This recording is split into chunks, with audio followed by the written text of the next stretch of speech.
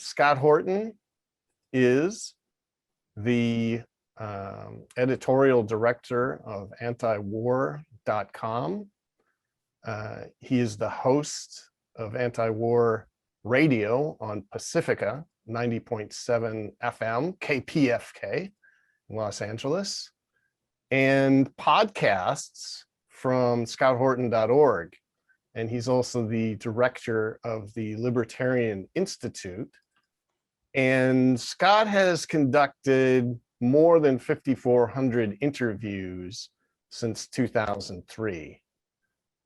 His 2017 book, which you should definitely pick up, is titled Fool's Errand, Time to End the War on Afghanistan. And his new book is Enough Already, Time to End the War on Terrorism. So I want to thank Scott for being such a good sport and pinch hitter here. And take it away, Scott. Hi, thank you very much for having me, everybody. Really appreciate you. You can hear me okay? Everything's all right? A-okay. Okay, good video. All right.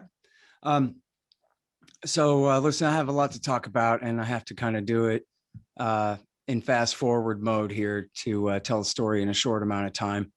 This is a lot to do with the story in my book, although only part of it.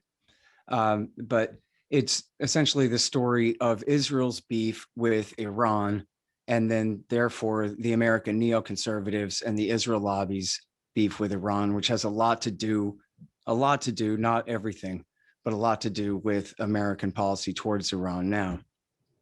So obviously, as probably anybody familiar enough with these topics to be watching this knows, the big problem started in 1979 when the popular revolution in Iran overthrew the government of the Shah Reza Pahlavi that the Americans had reinstalled as dictator in a coup in 1953.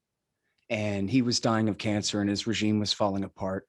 And the Carter government actually gave the French the green light on bad advice from the CIA and State Department to let the Ayatollah Khomeini get on a plane and go back to Iran to inherit the revolution. And he did. And, you know, I think this is really important. And it almost always goes unsaid.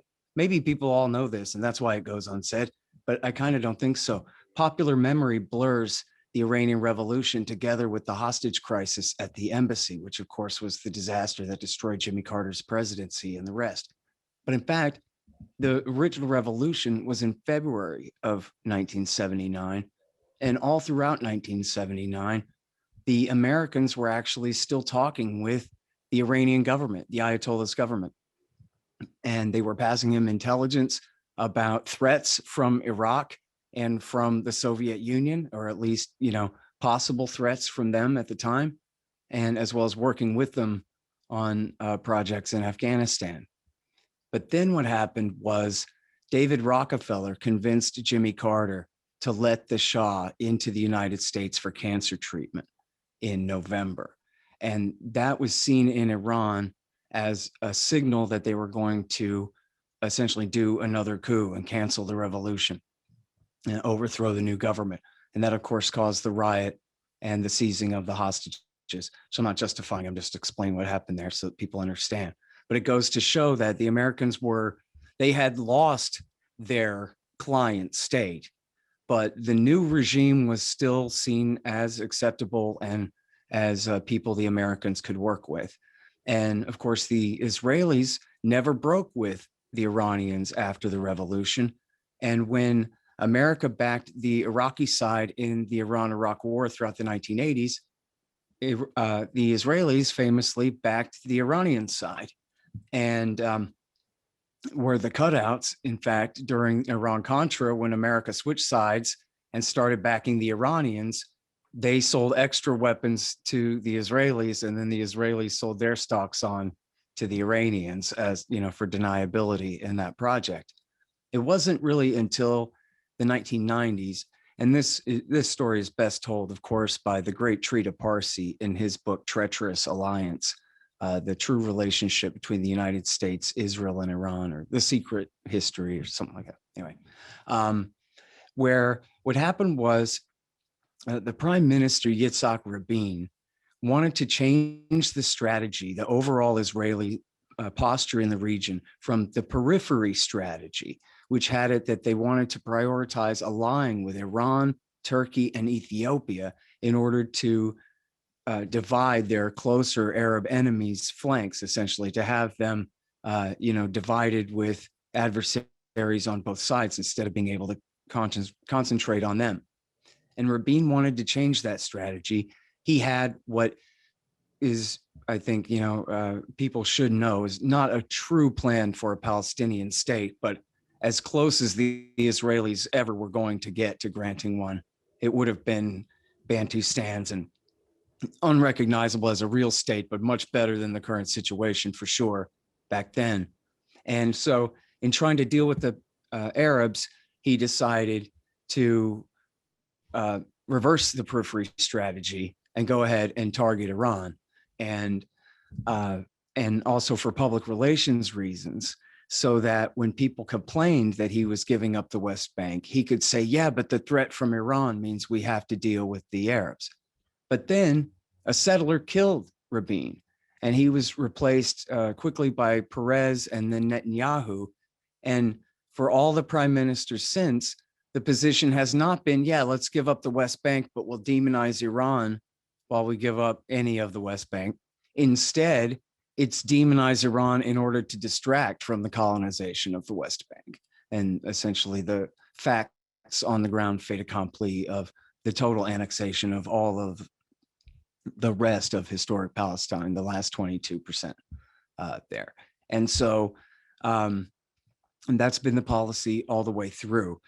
And so, and it's really actually, I really highly recommend Trita Parsi's book, Treacherous Alliance, on this, because it's quite humorous. When the Israelis turn on this, they come to the Clinton administration in early 93, or halfway through 93 or something, and they're saying, okay, well, we hate Iran now, and we want you to hate Iran now. And the Clinton government was considering starting to warm up to, I think Rafsanjani was already the new president by then, who was seen as more moderate and could be negotiated with or something.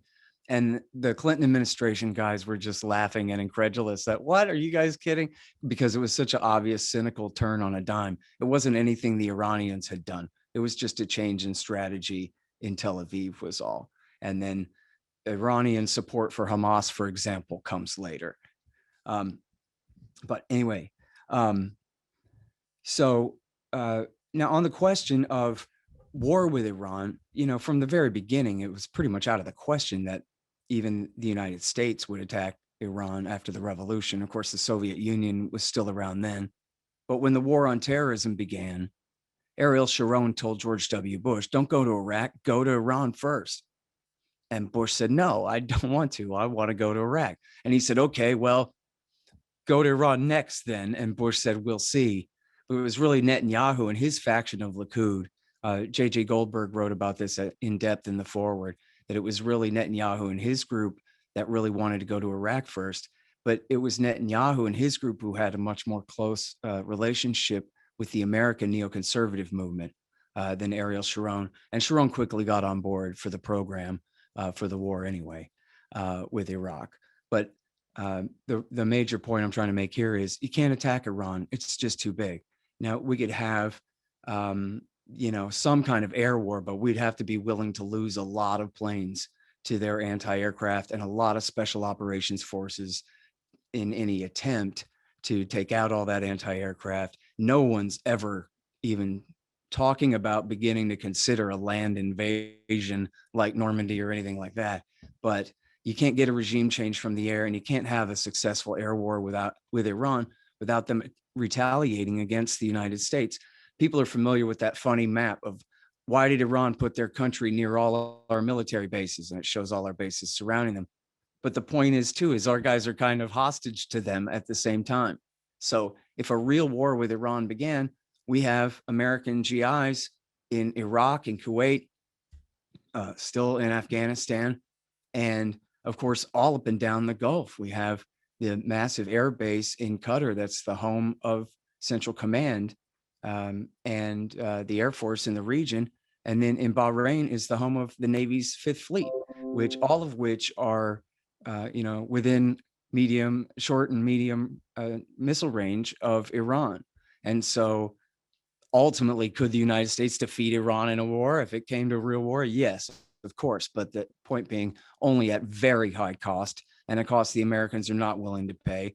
And for a very good reason, because they got no real reason for war in the first place, other than this resentment against the Iranians for declaring independence from us so long ago. Now, in the 1990s, the Israelis, and it is true that all through the 1980s that Iran did back Hezbollah and other Shiite militias during Israel's occupation of Lebanon. And so they have a beef there. And in the mid 1990s, while the neoconservatives were out of power, their major concern from Israel's perspective when they took it was Hezbollah in southern Lebanon. And as they said, Syria was the keystone in the arc of power from Iran through Syria and into southern Lebanon. And they wanted to break that. And in 1996, when Netanyahu came to power, the very influential neoconservative David Wurmser wrote two papers in a book, and all in concert with Richard Pearl. And the first one signed also by Douglas Feith. Famously, it should be famous anyway. The first one is titled "A Clean Break, A New Strategy for Securing the Realm." And it was written for an Israeli think tank as advice to Netanyahu. And the follow-up is "Coping with Crumbling States, A Strategy for the Levant." And I flubbed the subhead there, but pretty close. A New Israeli Strategy for the Levant, something like that. And then the book is called "Tyranny's Ally," is the full version of this. And basically what it is the neoconservatives are as foolish as they are deadly in their will to power here.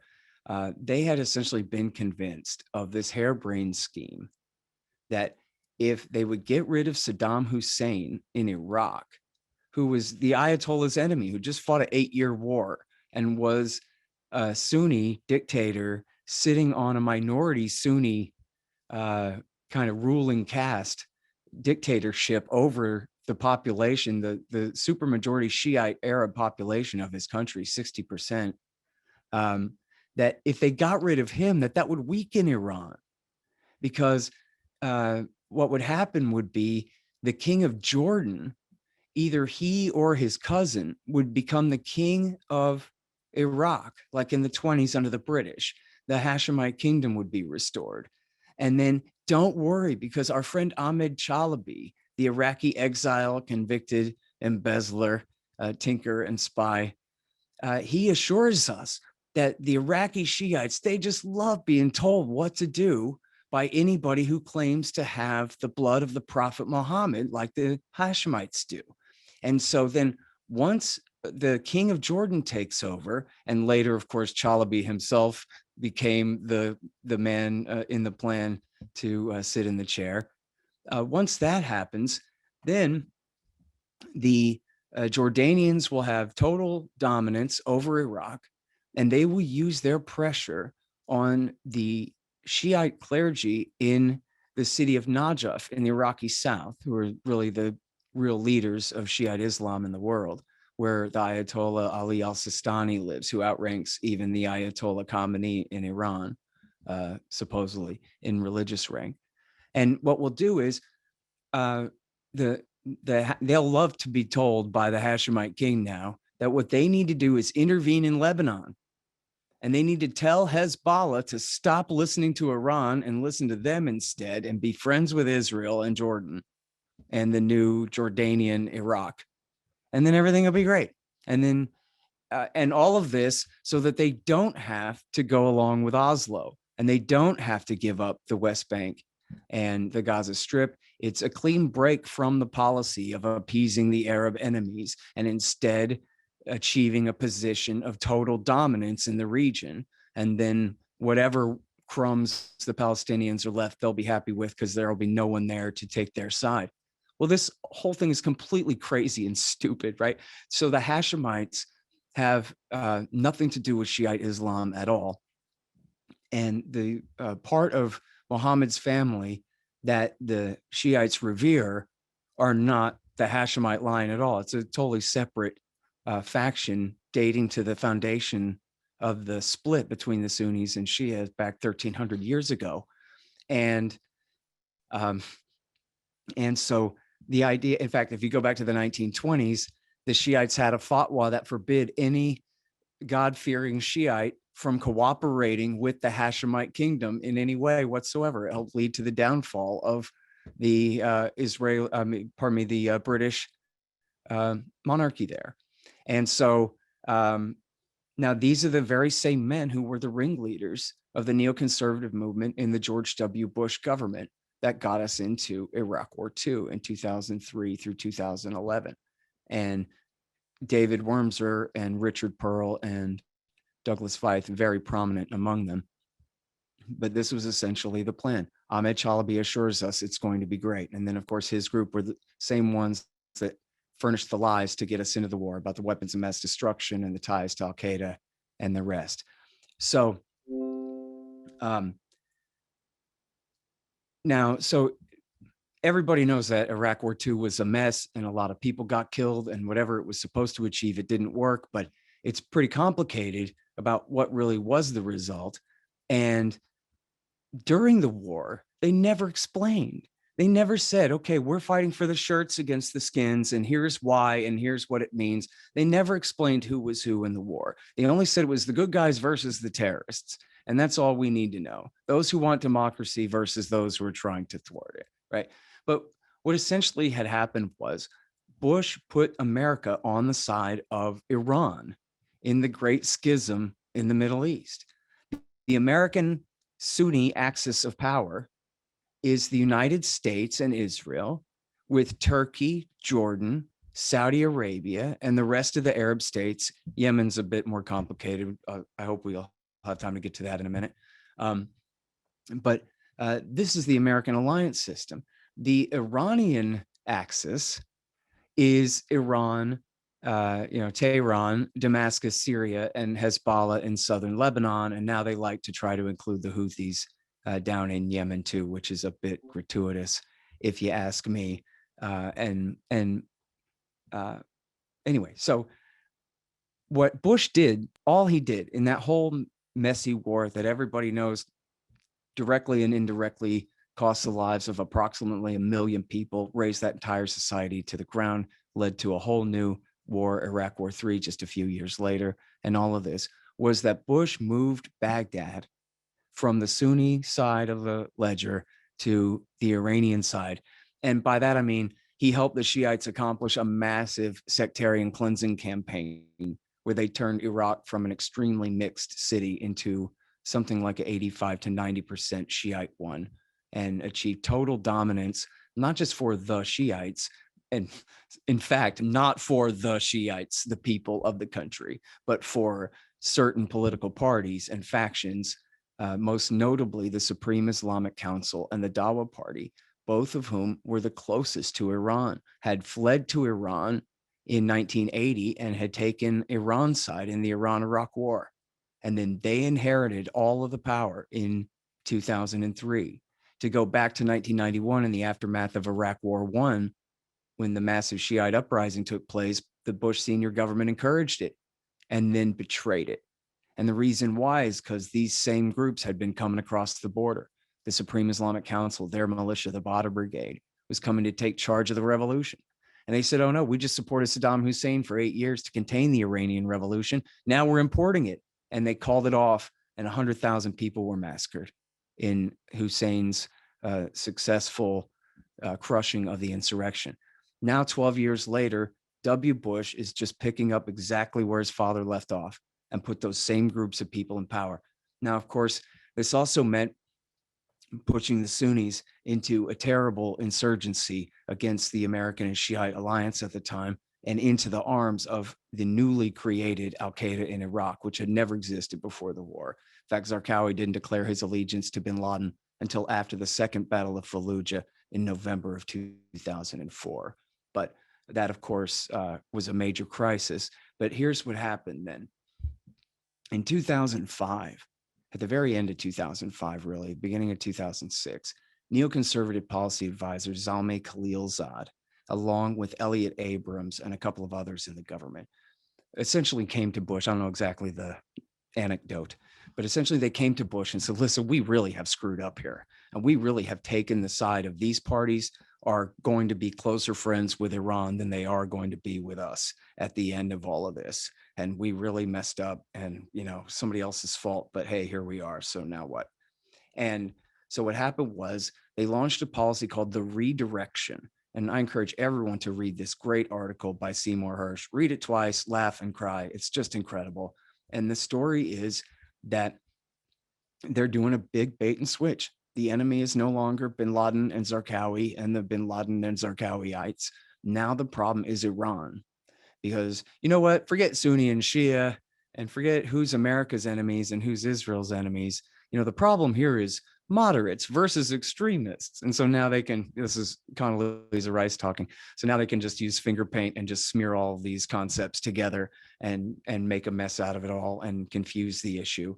And so it turns out that, you know what? It's not the bin Ladenites that are the problem. It's the Iranian crescent, as they call it, which the King of Jordan didn't even coin that phrase until after Bush invaded Iraq, and he saw it coming. But anyway, so this then explains the mystery of the 2000 teens. Why in the world did the Barack Obama government take the side of al-Qaeda in Syria? And the answer is because of this same redirection policy. He's not a secret Muslim from Kenya and all of this stuff. He's George W. Bush. And this was a policy that Bush had started in 2006, where Khalilzad went to the Saudi king and said, I'm so sorry. Yeah, you're right. And it's in the WikiLeaks. Thank you so much to Chelsea Manning and to Julian Assange for the WikiLeaks, where we know that the king said to Khalilzad, it used to be us and you and Saddam Hussein against Iran. Now you've given Iraq to Iran on a golden platter. Now, what are you going to do about it? And Khalilzad essentially says, we're at your service, your majesty, we're going to fix it. And so, and of course, this also coincides very well with Israel's policy too, is somehow we have to make up for this. And so in Iraq, they launched the Awakening, where they essentially bribed the tribes to finish betraying the jihadists who they had already turned on. In fact, Petraeus was just racing to get at the front of that parade. But that was the miracle of the Iraq War, was that the local Sunni tribal leaders eliminated the worst of the jihadists and the foreign fighters who would travel there, the Saudis and Egyptians who would come to fight and all of that, and just eliminated the problem that Bush had created and that they had helped create there. Thousands of jihadists just ceased to exist. Not that the Americans got them, but that their former allies in the Sunni militias had.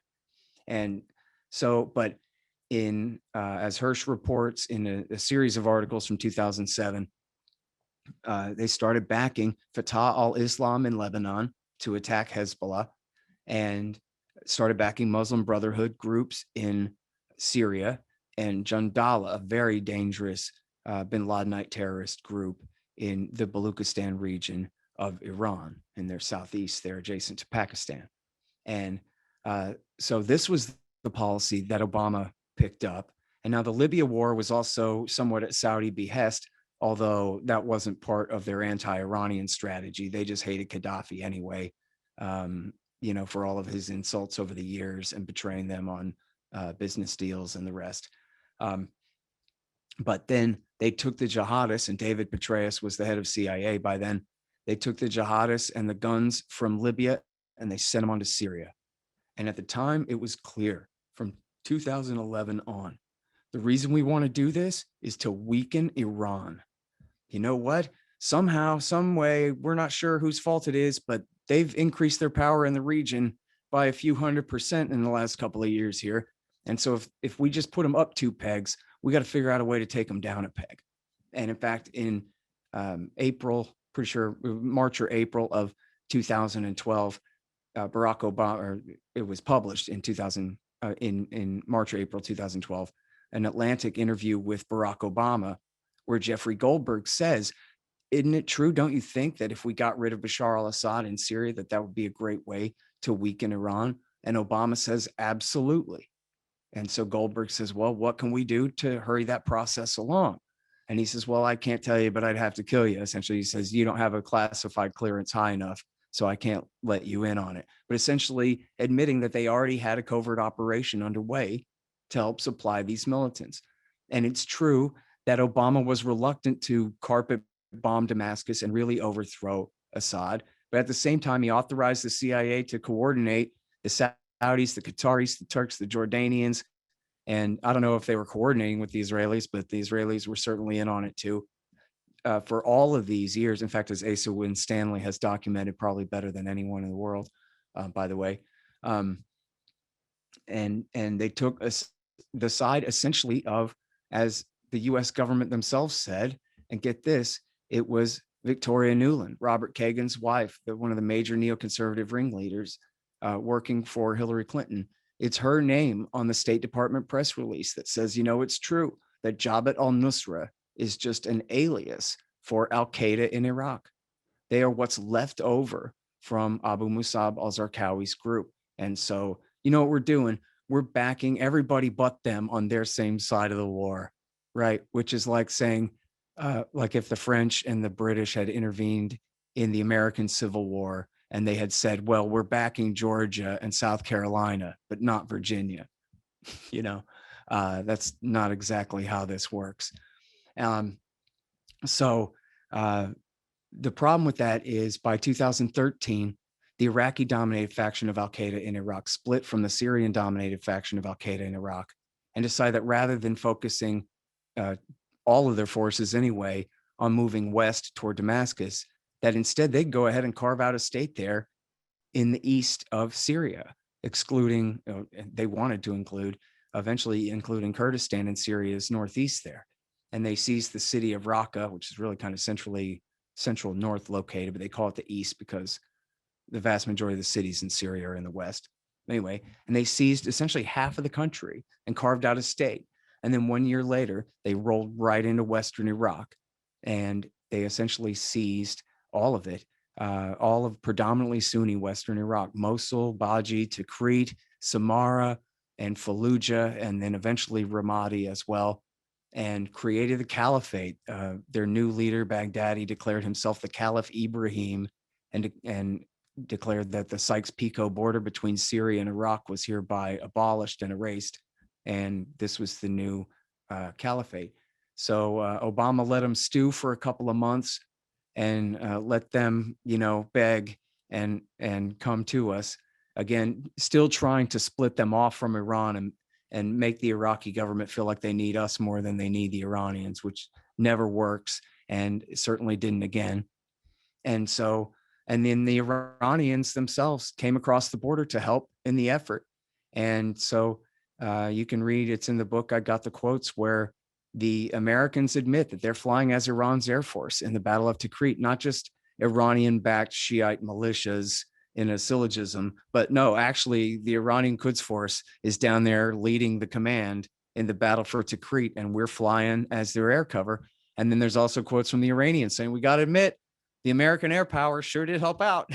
And so there they are fighting Iraq War III in 2014, 15, 16, 17 in order to, for the very same factions that they wish they hadn't fought Iraq War II for. And that was the reason that they had backed these terrorist groups against Assad in the first place, was to spite these Shiites. And then, but it blew up in their face so badly with the caliphate that they had to fight a whole other war for them, leading not just Iraq, but Syria as well, to be more dependent on Iran than ever before. And so now they say we can't leave Iraq or Syria because our men are standing at the Al-Tanf military base there on the border. They are standing guard at the land bridge, as they call it, otherwise known as a road that runs essentially unbroken now through from Tehran through Baghdad and through to Damascus and on to Beirut. And so we can't just let the Iranians have all this free reign. So now we're right back where we started from, only instead of having Saddam Hussein standing as the big roadblock here, now the Americans and the Israeli inspired strategy here to do all of this has only increased their power and influence in the region that much more. And now I figure we don't have time to talk about Yemen, but just put my name in Yemen in YouTube and you'll see some things there. In fact, at youtube.com/Scott Horton Show, if you click on playlists there, you'll find a thing about Yemen. That's my best take on it other than in the book. But let me talk about the nuclear program here real quick. Do I have time, Grant, to do like 5 minutes on the nuclear program and the deal? Yeah, 5 minutes, and then we'll go right to questions. Okay, great.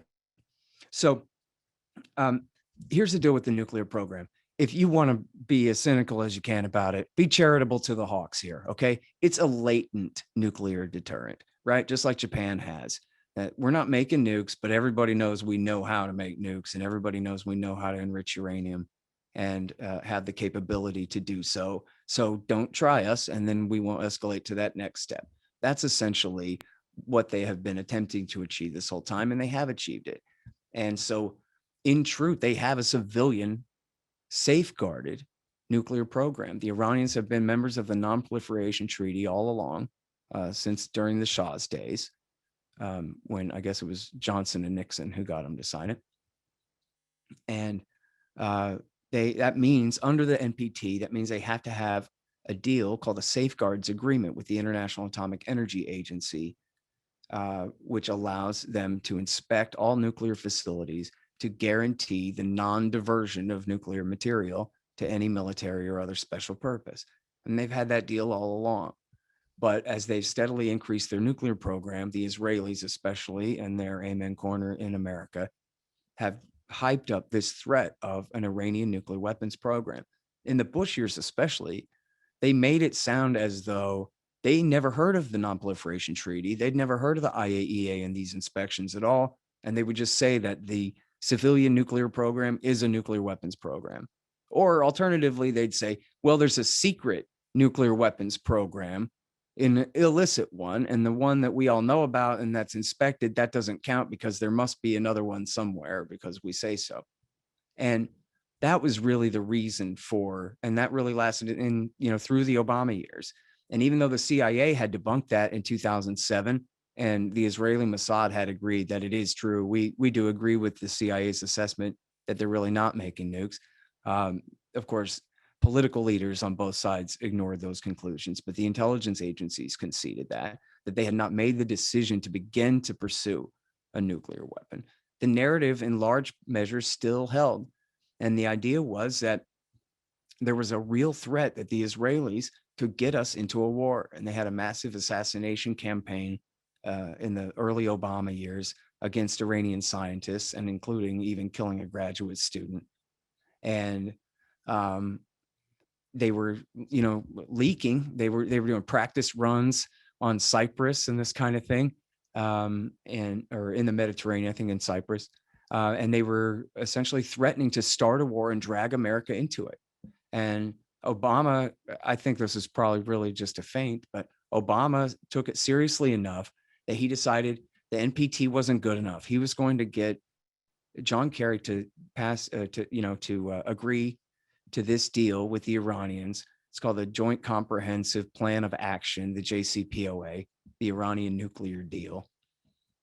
And essentially what it does is, on America's side, it promises to lift the sanctions, and it gave them some of their own money back. All those pallets of cash that Trump and all his people went on and on about, that was Iranian money that Jimmy Carter had stolen back in 1979. And imagine John Kerry. I hate to give John Kerry credit, but John Kerry's deal was, we'll give you your own money back that we took, but not one red cent more than that. And they accepted that. That's pretty good. And sanctions relief. Just, we'll stop blockading you if, virtually blockading you if you do what we say. So what America had to give up on our side of the deal was nothing. Okay.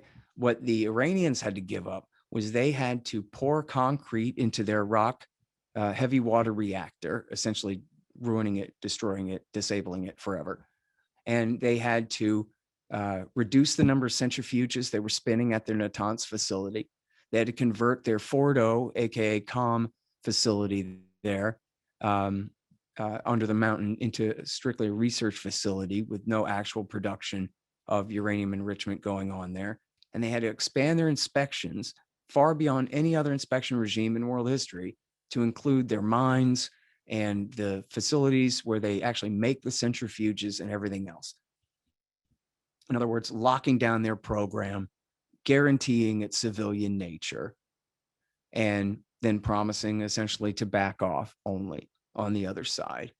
And that's why when Donald Trump and his partisans said this is the worst deal ever, the worst deal ever, they never said why. They can only say, well, because it doesn't include missiles and it doesn't include stopping financing Hezbollah or something like that. But of course, that's not what it was about. It was just about supposedly the threat of nuclear weapons. And in fact, one side issue here about Yemen is the Obama government said this is why they helped the Saudis start the war in Yemen. It was to make up for the fact that we were passing this nuclear deal, that we were negotiating with the Iranians. It made the Saudis feel very threatened that they were going to lose their place in our order, that maybe America would start tilting back toward Iran again, which was never in the cards. This was just taking the threat of war off the table is all it was.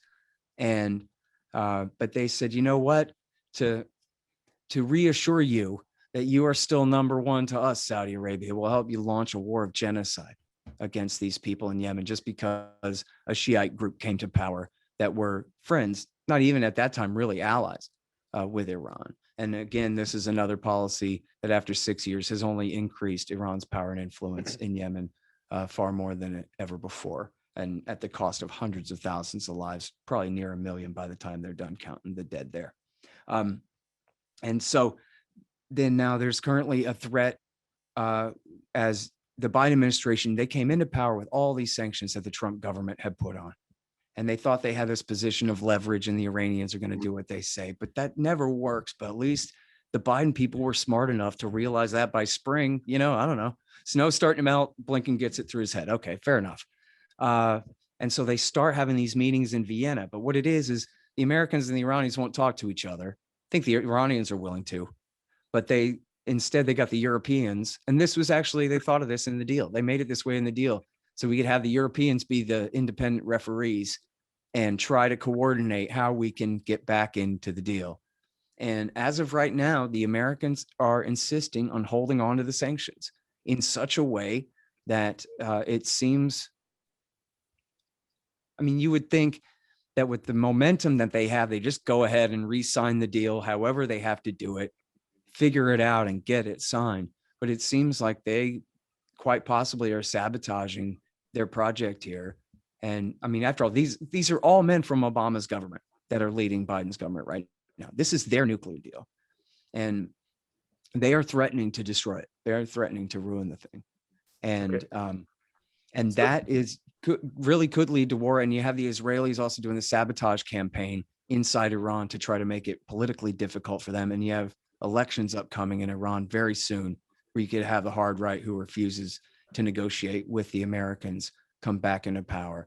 So even though we really don't have anything to fight about, those are all negatives that, could really lead to a crisis. It's possible. Yes. Great. Appreciate the reference to the kind of founding doctrine of the clean break plan. And I think we got time for a lightning round of questions, kind of short answer here before we queue up Alex Awad. And a couple that came in, if you can just address these really quickly. Jeff asked, can you speak about our impending withdrawal from Afghanistan and its impact on the rest of the Middle East? Is that going to have a major effect? And then another quick response to what was the role of the late Iranian General Qasem Soleimani in all of this? I'll do that one first, since it's still on topic there. He was accused, probably correctly, of having a lot of influence in Iraq War II over these Iranian parties. The Iranians said, look, Bush, we'll work with you. You want to get rid of Saddam for us and put our parties in power, our friends in power, let's work together.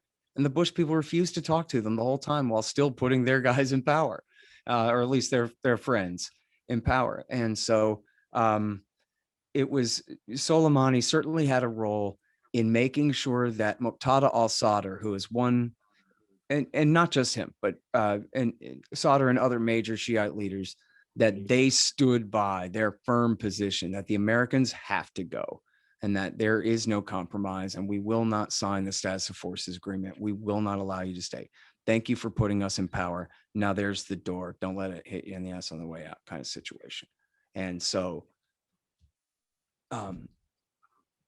that was certainly part of it. Now, at the time that they killed him, I think he probably was feeling pretty favorable about the United States. And so, since we had fought 2 wars for him by that time, although I'm being facetious because, of course, he had to take the side against the CIA and Al-Qaeda in Syria. But it's alleged that at the time that he was assassinated in January of 2020, that he was trying to negotiate a deal to find leadership in Iran that America and in Iraq that America and Iran could both agree on. And in fact, he had done that in the past. He had indirectly, I don't think they ever directly talked about it, but they had essentially agreed on the prime ministers of Iraq before, Jafari and Maliki.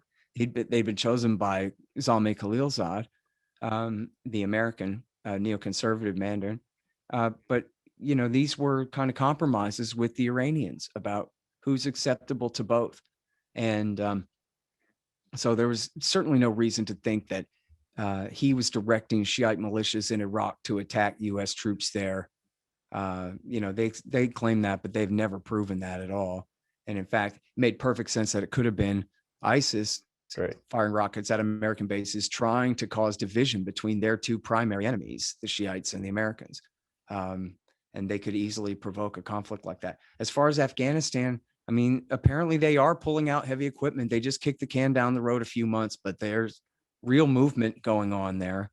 And it seems like Biden is insisting on a withdrawal. However, that leaves open, and this is in the New York Times and all the major papers, they're talking about it already, that we're not leaving. And there's a piece by, I